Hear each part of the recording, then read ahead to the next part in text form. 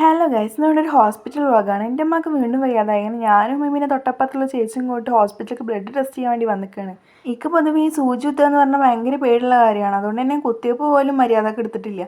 പിന്നെ റിസൾട്ട് കിട്ടാൻ 3/4 മണിക്കൂർ പിടിക്കും പറഞ്ഞുകൊണ്ട് ഞങ്ങൾ താഴെ ക്യാൻറ്റീനിൽ പോയിട്ട് എന്തെങ്കിലും ഞം തിന്നിട്ട് വരാമെന്ന് വിചാരിച്ച്.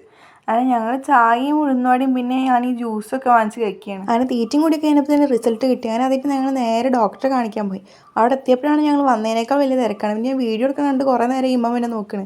പിന്നെ എൻ്റെ ഉമ്മാൻ്റെ പേര് വിളിച്ചപ്പോൾ ഉമ്മയും ചേച്ചിയും കൊണ്ട് ഡോക്ടർ റൂമിൽ കയറിപ്പോയി. പിന്നെ ട്രിപ്പൊക്കെ ഇട്ട് അവിടെ കിടന്ന് പിന്നെ ഫാർമസി കണ്ടപ്പോൾ എൻ്റെ കണ്ണ് തള്ളി. പിന്നെ വാങ്ങിക്കാൻ പൈസ ഇല്ലാത്തതുകൊണ്ട് ഒക്കെ അവിടെ തന്നെ വെച്ച്. അങ്ങനെ കുറേ നേരം ഞാനവിടെ പോസ്റ്റായിരുന്നു. പിന്നെ ട്രിപ്പും കാര്യങ്ങളൊക്കെ കഴിഞ്ഞ് ഞാൻ നേരെ വീട്ടിൽ പോയി. വീട്ടിലെത്തിയപ്പോഴാണല്ലോ ക്ഷണിക്കാത്ത കുറേ അതിഥികളെ കാണുന്നത്. ഇതിപ്പോൾ എന്നും രാത്രി ഉമ്മറത്തോടെ പതിവാണ്. പിന്നെ ഞാൻ സൂക്ഷിച്ച് നോക്കിയപ്പോഴാണ് കസേരയിൽ ഒരുത്തൻ ലാവിഷായിട്ട് ഉള്ളതിൽ കുറച്ച് തണ്ട് തടിയുള്ളതുകൊണ്ട് ഇതിനെ കുറച്ച് പേടിയൊക്കെ ഉണ്ട്.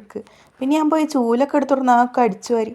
പിന്നെ ഈ ഒരു കൂട്ടം കണ്ടപ്പോൾ ഞാൻ ഒരു നിമിഷം ചൈനക്കാരെന്ന് ഓർത്തു പോയി. കാരണം ഓരോടൊക്കെ ആണെങ്കിൽ ഓരോ ഇതിനെ കറുമുറ തിന്നുണ്ടാവും. പിന്നെ അടിച്ചു വാരലൊക്കെ കഴിഞ്ഞപ്പോൾ ഞാൻ നേരെ പോയി കുളിച്ച് ഒരു സ്കിൻ കെയർ ഒക്കെ ചെയ്ത് അതിൻ്റെ വീഡിയോ ഞാൻ എന്തായാലും നാളെ തന്നെ പോസ്റ്റ് ചെയ്യുന്നുണ്ട്. പിന്നെ ഉമ്മാക്ക് വയ്യാത്തതുകൊണ്ട് തൊട്ടപ്പുറത്ത് ചേച്ചി മാങ്ങ ഉപ്പിലിട്ട് കൊടുക്കുന്നുണ്ടാകും. സംഭവം ഉമ്മാക്കാണ് കൊടുക്കുന്നെങ്കിൽ തിന്നണം മൊത്തം ഞാനിരുന്നു.